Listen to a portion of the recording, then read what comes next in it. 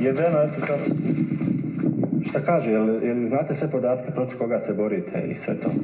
Znam, samo znam da pucaju na nas, ništa više. Ne znate ko puca? Pucaju ovi teritorijalci ili koji drugi. A znate li zbog čega se vodi ova ratova bitka? Otko znam, šta znam, ovi... Koliko ja kužim tu... Ovi kao hoće da se odcijepljuju, a mi kao ne dam. U stvari mi samo hoćemo da se vratiti u kasare, ništa više. Šta vi mislite, šta dalje, kako dalje, borite se?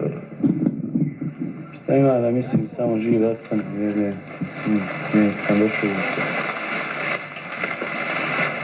Znaš, care, bio si u vojci, znaš kako. Šta ti kaže, radiš. A nijedan oficir nije poginuo, sve moje rane poginuo, jedi. Dober večer, spoštovane gledalke in gledalci. V oddaji, ki smo jo naslovili Čas negotovosti, o slovenski obrambni vojni se pogovarjamo 30 let potem. Začeli smo jo pa z Bahrudinom Kaletovićem, 19-letnikom iz Tuzle, ki je bil pravzaprav takrat v tem času še skupne Jugoslavije neke vrste najbolj popularni vojak.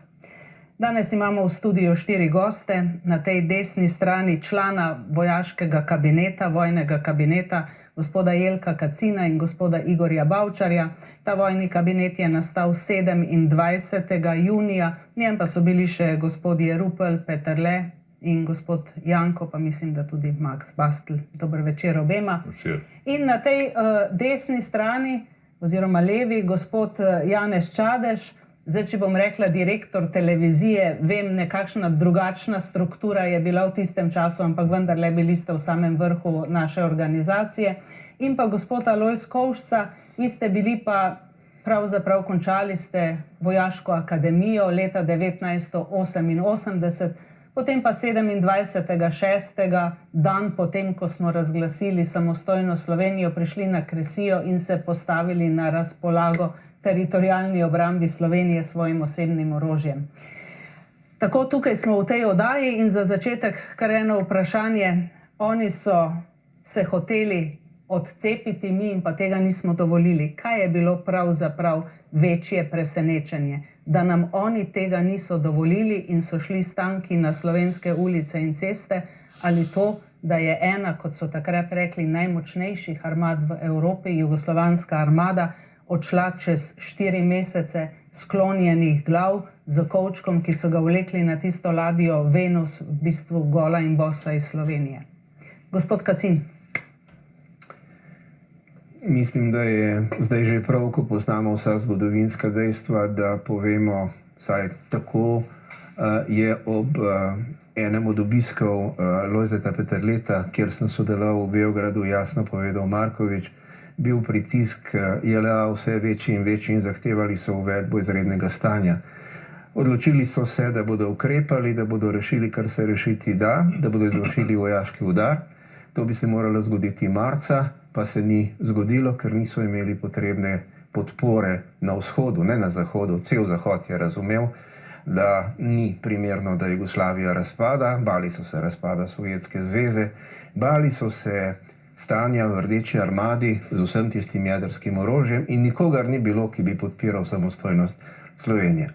In ko so v Moskvi slišali, da jih bodo podprli, ampak ne takoj, se je general Kadijević, tedanji zvezni sekretarjat za ljudsko obrambo, odločil, da še malo počakajo. In čakali so in potem se je zgodila osamosvojitev. Mi pa smo se znašli v vojni z njimi, ne zato, ker bi si jo želeli, ampak zato, ker so jo oni sprožili. Tisto, kar se mi zdi posebej bizarno, je, da so načrt, ki so ga imeli pripravljenega za marec, vključno z vsemi nagovori, ki so jih brali Adžić, načelnik generalštaba in še kdo, napisali marca. In v 3 mesecih se marsikaj spremeni, Slovenija je veliko bolj dozorela in zato so tista sporočila, strašljiva tam iz Beograda, delovala še bolj groteskno in so pravzaprav povezovala ljudi pri tem soočanju in samo krepila prepričanje ljudi, da je zadnji trenutek, da poskrbimo za to, da celotno ozemlje, prebivalstvo in gospodarstvo Slovenije izključimo iz tega kaosa, ki se je samo poglabljal v preostanku Jugoslavije. Takrat je Adžič govoril, mi bomo stvari pripeljali do kraja. To je bil ta nagovor sredi vojne. Gospod Bavčar, kdaj so pravzaprav padle ključne politične odločitve? Če bo prišlo do agresije, se bo Slovenija uprla. Kakšne so bile v bistvu slovenske priprave, če se bo to zgodilo? In kakšne so bile razmere? Ali ste verjeli, da se bo to zgodilo, ali ste upali, da se ne bo? Britanski zgodovinar Taylor je, ko je pisal knjigo o drugi svetovni vojni, rekel, da se nobena vojna ne zgodi tako, kot jo pričakujejo in načrtujejo, da je v resnici vsaka vojna ima neko svojo logiko. In tako je bila tudi naša, ko ste uvodoma vprašala, kaj je bilo večje presenečenje, kljub temu, da smo jo pričakovali, da smo se na njo pripravljali, vse od imenovanja vlade, praktično od razdružitve teritorialne obrambe, od trenutka, ko smo začeli ustanavljati manevrsko strukturo, ki je bila pravzaprav namenjena temu, da se v primeru agresije znamo obraniti, smo imeli neke predstave o tem, kako bi lahko ta vojna izgledala, kaj bo naredila jugoslovanska armada, ki je mit o tej moči te jugoslovanske armade bil zelo močan. Zelo močan. Kako je močna, ne? Kako je močna, seveda, ker jaz se spominjam tega razgovora, ki smo ga imeli zelo zgodaj, prvi ali drugi dan po vojni, ko je, mislim, da Krkovič na tem sestanku vprašal, kako bo izgledala ta vojna. Prav izrecno vprašanje je bilo. In sem jaz rekel, ko izstopa, to bo gverilska vojna, ki bo trajala nekaj let. To je bil vtis te naše nemoči, takrat tudi pri meni, dejstvo, da smo bili razoroženi in tako naprej. Pa vendar se je pozneje zadeva odvila povsem drugače. Ta mit o seveda njihovi moči in o naših slabostih je bil tudi v njihovih glavah in zaradi tega je bil po mojem mnenju en od razlogov, da so izgubili to vojno, tudi v tej njihovi lastni predstavi o lastni moči. Po drugi strani je pa v vojni tako, da zmaga tisti, ki naredi manj napak, ne tisti, ki je imel boljše načrte. In jaz mislim, da je bilo tukaj v tem spopadu seveda izrecno videti, da smo seveda mi obvladovali svoje ozemlje, mi smo obvladovali celotno infrastrukturo, mi nismo dopustili, da bi jugoslovanska armada razvila te svoje potenciale, pa tudi oni so v tej policijsko-vojaški akciji podcenjevali to našo pripravljenost in seveda tudi pripravljenost Slovencev in Slovenk na to, da se uprejo. No, ampak vi ste zdaj parkrat rekli, mi smo imeli to, oni so imeli pa oklepnike, imeli so vojaška letala, imeli so tanke. Da, ampak imeli so armado, ki je bila večnacionalna, imeli so armado, kot je bil ta vojak, ki seveda mu ni bilo jasno, zakaj se bori. Že Napoleon je rekel, da imam en bataljon, bom rekel, ozaveščenih borcev kot 3 take, ki ne vejo, zakaj se borijo in tukaj se je dejansko to pokazalo. Morala, bom rekel, zavest o tem, da imamo prav, je bila na naši strani podprta z temi političnimi odločitvami, ki so bile nesporne in takrat so bile razmere v Sloveniji take, da smo se na te ljudi lahko oprli.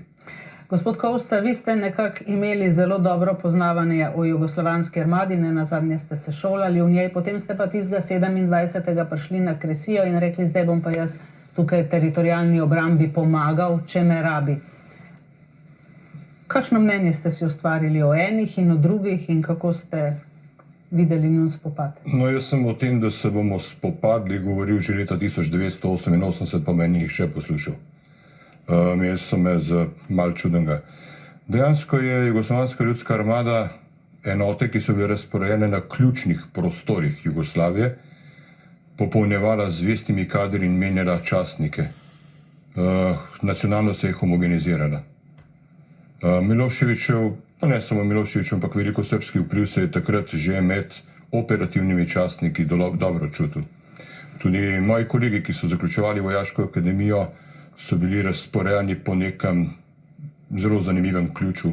Kdo je šel v operativne enote, najbolj zvesti, najboljši, ostali so šli v enote B sestave.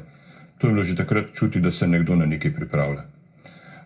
Drugo, kar pa zadeva sam spopad v Sloveniji, mene je presenetilo, ko sem prevzel oklepnike zaplenjene v Trzinu, potem jih je teritorialna obramba evakuirala na Krumperk in tam sem jih prevzel. Kar sem ugotovil v teh oklepnikih je pa sledeče. V 2 oklepnikih so bili nabojniki v protiletalski top ustavljeni napačno. To se pravi, da so bili ustavljeni v veliki naglici in da posadke, ki so to upravljali, niso bile primerno usposobljene. V vseh 3 mitraljezih, soupreženih mitraljezih, so bili nabojniki, ki so bili še konzervirani. To se pravi, da poveljnik osnovne enote ni imel pojma o tem, da bo enota v kratkem uporabljena v bojne namene. Če je vrh vedel, če so operativni poveljniki vedeli, poveljniki osnovnih enot tega niso mogli vedeti, ker če ne bi se po mojem mnenju boljše pripravili. Zadnje fotografije oziroma posnetki vojakov iz Trzina kažejo, da so bili nekateri v tako imenovanih delovnih oblekah, drugi so bili v bojnih oblekah. Vse to kaže, da tudi armada znotraj same sebe ni bila v popolnosti obveščena, kaj se dogaja, in da je politični vrh tistim častnikom, ki je zaupal, kaj povedal in kaj ukazal, govorim tudi o generalštabu, medtem ko pa poveljniki osnovnih enot so bili z takim razpletom tako presenečeni, kot smo bili mi. In ja, jaz sem tudi delil to mnenje, da se bomo vojskovali dolgo časa in da bo to gverilska vojna, ampak razvoj dogodkov, napačne taktične in operativne odločitve jugoslovanske armade so v bistvu privede do tega, da je ta armada sama sebe blokirala. Z vrhnike sta še 2 tankovska bataljona z mehaniziranim bataljonom oslabljenim za eno četo, ki je ostala na vrhniki, in en oklepni bataljon je ostal na vrhniki. S seboj so pripeljali samo en bojni komplet, ločili so se od oskrbovalne baze in verjetno je poveljnik takrat mislil, da se bo zadeva zaključila v 24 urah in da bo Slovenija klonila pritisku. Oni pravzaprav niso bili niti pripravljeni na to, da bo spopad trajal več kot 1 ali pa 2 dni. Vse so pustili za sabo. To so neke, še enkrat bi rekla, če vzamemo tisto, kar so nas pač učili, kako močna, usposobljena, številčna in tako naprej, je bila ta armada skoraj da težko verjamem. Številčna je bila, imela tudi veliko orožje je bilo zastarelo, urjenje v tej armadi je bilo pa daleč od tistega, kar bi jo upravičeno postavljala, kot so se sami navajali, na 4. mesto. Glejte, jaz sem bil tankist na Vojaški akademiji, moji sošolci so v 2-letnem obdobju usposabljanja za poveljnike oklepnih enot izstrelili maksimalno 10 projektilov iz tankov. In to so bili častniki, ki so najbolj usposobljeni. Vojaki so strelili po 2-3. Če vi pričakujete od nekoga, ki je 2-3 ustrelil s topom v svojem življenju, da bo na bojišču dosegel neke rezultate, potem je nekaj narobe. To je tako, kot so butalci. To je res, ne, ampak to ni bila klasična vojna. To ni bila klasična vojna. Tukaj tankovskih enot praktično, razen zastraševanja in bom rekel, ta vtis moči niso imeli proti komu uporabiti. Sej, bom rekel, mi smo bili tako blizu, poleg tega je njihova policijska akcija, mimo grede, znani so Kadijevičevi spomini, mislim, da jih je v Moskvi objavil, kjer je z podobno analizo kritiziral Adžiča, ki je bil takrat načelnik generalštaba. Češ, da je bila to slabo pripravljena akcija. Zelo slabo. In na drugi strani treba vedeti, da je sicer res to, kar pravite, ker ste že 88. leta vedel, da se ta vojska pripravlja na nekaj drugega, ampak to ni bila. Napad na Slovenijo ni bil Miloševićev napad na Slovenijo. To je bil zadnji poskus ohranjanja Jugoslavije. To je bil Markovićev napad, podprt z mednarodno politiko. Dejansko je on prepričal mednarodno politiko, da bo to policijska akcija, ki bo zadržala Jugoslavijo skupaj, da tukaj ne bodo šli čez določeno mero, tudi Marković se je pozneje zgovarjal, da on ni vedel, da bo to tako in tako naprej. In tukaj se je po mojem mnenju treba zavedati tega, da naš odpor, če do tega dejansko ne bi prišlo, bi v resnici lahko spremenil ta razmerja tudi znotraj jugoslovanske vojske. Ta projugoslovanski del armade bi verjetno prevladal, če bi obvladoval Slovenijo. In vprašanje je, kdaj bi prevladal ta pro-Miloševićev del. Ja. Tukaj iz tega stališča je bila Slovenija nek izjemno pomembna epizoda. Tudi ni slučajno, da nam Hrvati niso pomagali, ker so enako mislili. A veste, v Jugoslaviji so se vedno dogovarjali Srbi in Hrvati. Prej sta bila Cvetković in Maček, poznaje sta bila Milošević in Tudžman, Slovencev nikoli ni bilo zraven. In tukaj se je enostavno računalo, da se bo nas pacifiziralo in da bodo velike delitve in nove odločitve oko Jugoslavije prišlo lahko brez nas. Med Beogradom in Zagrebom. Ja, seveda. Dajmo še ta vojaški del dokončati, pa moramo našemu generalnemu direktorju nekdanjemu oziroma direktorju dati besedo. Vi ste še hoteli na tale vojaški del. Kadijević je že do marca je poslal ven Broveta kar nekajkrat. In o tem, da oni pripravljajo udar, je bil obveščen tako Pariz kot London in imeli so tiho soglasje. In potem so šli preveriti še v Moskvo, ali bodo imeli podporo. In temu je maršal Jazov Kadijeviću zelo jasno rekel, da, ampak čez čas, ko bomo mi najprej prevzeli oblast v Moskvi. In s tem sporočilom je prišel nazaj. In potem v nadaljevanju tiste seje predsedstva, ki je bila v Beogradu na vojaški lokaciji, se ni zgodilo nič. Oni bi sicer o predsedstvu seznanili za svojo odločitvijo in ga na nek način odstranili in prevzeli oblast. In to se seveda ni zgodilo. To je pač posledica dejstva, da nihče, kot sem že rekel, ni želel, da bi razpadla Sovjetska zveza, da bi tam se povzročil kaos in zaradi tega so poskušali na vsak način držati Jugoslavijo skupaj, zato so tako odločno podpirali Markovića.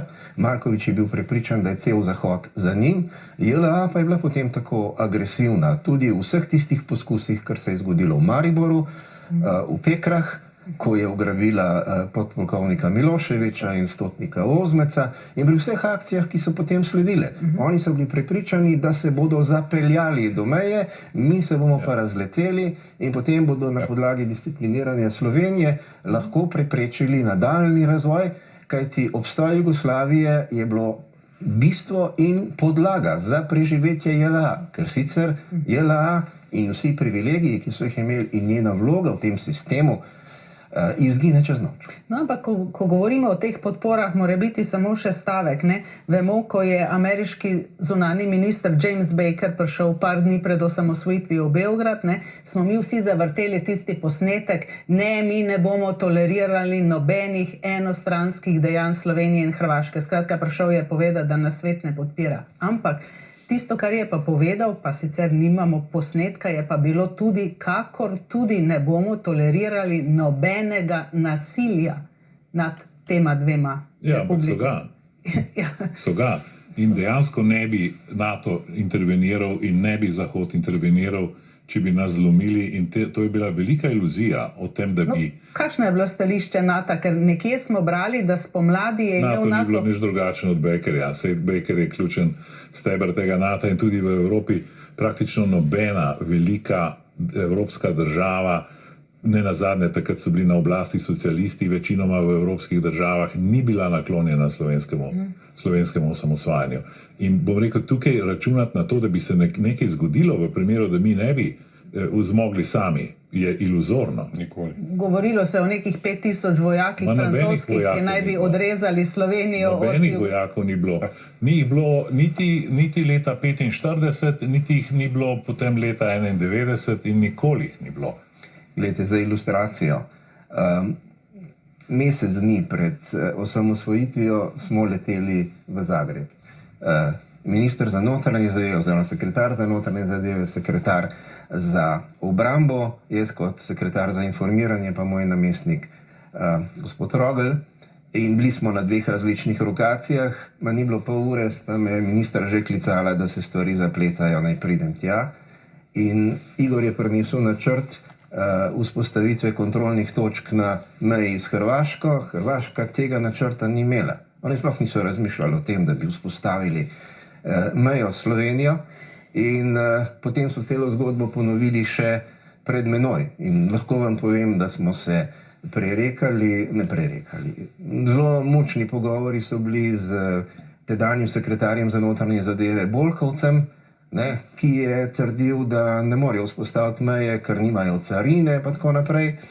Jaz pa sem rekel, gledajte, saj imate carinike dol v marinah, nimajo kaj delati, postavite jih na mejo.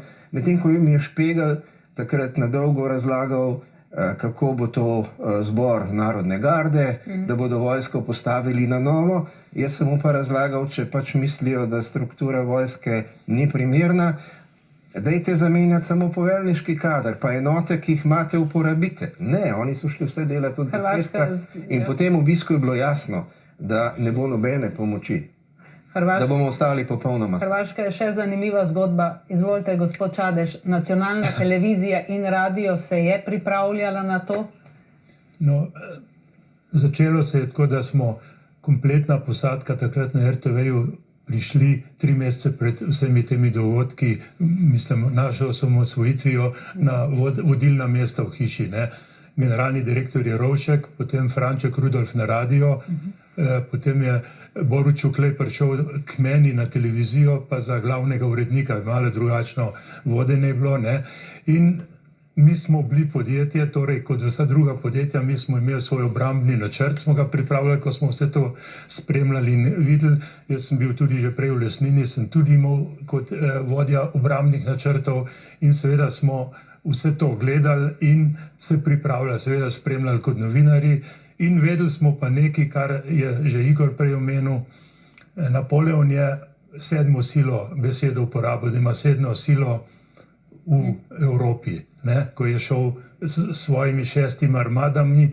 Torej, mi smo bili takrat tudi 3. sila, kar bo njemu najbolj koristilo, ko bom mogoče kasneje povedal, kako smo pomagali tej Sloveniji novinarji, ki so bili takrat. Vendar jaz sem imel še eno težavo.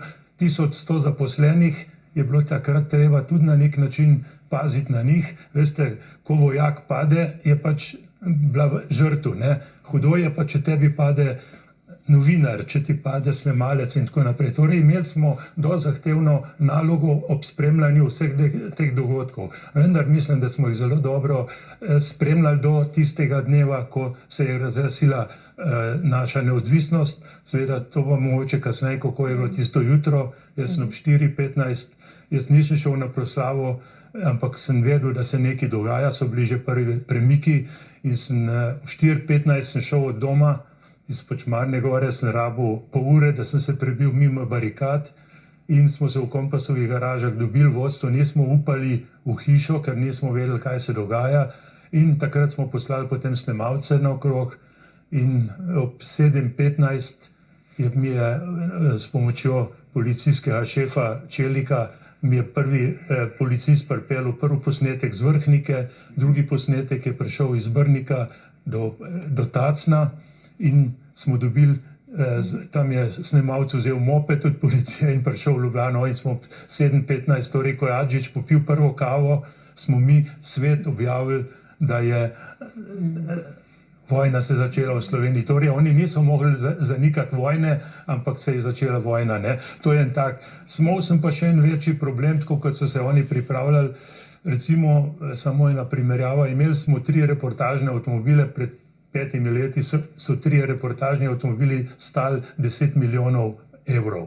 Torej, približno adekvatno takrat in te avte smo mogli mi nekam spraviti in enega smo dali v Poljče, enega smo dali v Tacen, policije, tretji je pa bil na prenosu te proslave in tam je imel pa Jelko zelo dobro srečo, bom rekel, smo ga pustili tam, mogli ga bi peljati v Planico, tam bi ga nekaj zavarovali, vendar vojske ni bilo, da bi ga ščitilo in bi ga nam lahko razbili, če bi se šlo do to in smo ga pustili med Cankarjevim domom in vlado in potem, ko je Jelko začel svoje znamenite tiskovne konference, smo samo kamere potegnili in je šla slika direktno v svet. Direktna slika pa seveda pomeni nekaj drugega, kot če ti posnameš, neseš v hišo, montiraš, to so bile direktno vprašanja in direktno, torej imeli ta tretja, bom rekel, sila, ne 7, kot je imel Napoleon. Jaz mislim, da je takrat začela izredno dobro igrati svojo vlogo. No, ampak vendarle, ker nocoj, po 30 let po teh dogodkih, niste tle samo akterji ali pa moramo nekoliko tudi izobraževati, ne? Bi prosila zdaj našo režijo, če objavimo posnetek, da se vendarle poedinimo o tem, kdaj se je pravzaprav začel spopad za Slovenijo. Govorimo o posnetku, ki je bil objavljen 26.6. v 3. televizijskem dnevniku torej potem, ko smo mi imeli svojo osamosvojitveno proslavo. Po 20. uri je bilo vroče, predvsem pri Vrhpolju pri Vipavi. Proti dolini je z nanosa namreč prodiralo še najmanj 7 težkih oklopnikov, ki so jim domačini sami postavili barikado. Toda tudi to je vojska prebila. 2 vaščanoma, ki nista hotela premakniti svojega tovornega vozila, so grozili in jo potem celo odpeljali skupaj s konvojem v kasarno v Vipavo. Toda že čez slabo uro so jo spustili in razmere so trenutno, če lahko tako rečemo, normalnejše. Oklopna vozila so znotraj kasarniških zidov. Kdaj se bodo začela pomikati proti meji, ne vemo. Zato v Ajdovščini še vedno vztrajajo z glavno cestno barikado na magistralni cesti, postavljenih pa je še 7 na stranskih cestah, tako da bi vojski preprečili vse dostope do državne ločnice, tudi prek Krasa. Sicer so razmere na Novogoriškem mirne. Slovesnosti so bile, tudi v Ajdovščini so se ljudje zbrali. Toda večinoma ob cestni barikadi, skozi katero promet občasno sicer spustijo. Zdaj se je torej začelo čakanje. Na potezi je vojska, torej začenja se vojna živcev. Torej, spoštovani gosti, ni tako, kot imamo v našem spominu. Najprej smo šli na proslavo, dvignili zastavo, potem smo pa drugo jutro videli tanke na ulicah, kako gazijo vse pred sabo. Verjetno je to že res, ampak vendarle prvi oklepniki, prvi tanki so zapustili vojašnice še preden smo mi razglasili svojo samostojnost. Državljanska vojna je to bila ali ne? Torej, mi smo dobivali prva poročila o tem, da tanki gredo proti zahodni meji že 25. popoldan. Pardon, 26. 25. je bila v skupščini razglašena samostojnost. In zaradi tega seveda je bilo kar veliko vznemirjenja. Ampak ključno je bilo, da mi zdržimo do svečane razglasitve samostojnosti, ko bomo lahko povedali, včeraj je bila Jugoslavija, danes je pa svečano razglašena Slovenija. Ko smo spustili republiško zastavo in dvignili novo zastavo Republike Slovenije, sem jaz lahko potem naslednji dan pri vprašanju o državljanski vojni rekel, ne, to ni državljanska vojna. To je napad vojske bivše države na novo, pravkar razglašeno samostojno Slovenijo. Pomembna to je spopad dveh držav. Torej, sicer bi oni to razlagali kot notranje politični obračun, kjer se Zahod ne bi umešaval, ko pa smo to razglasili za agresijo na novo, samostojno in neodvisno državo, smo naredili ta miselni preskok v svojih glavah.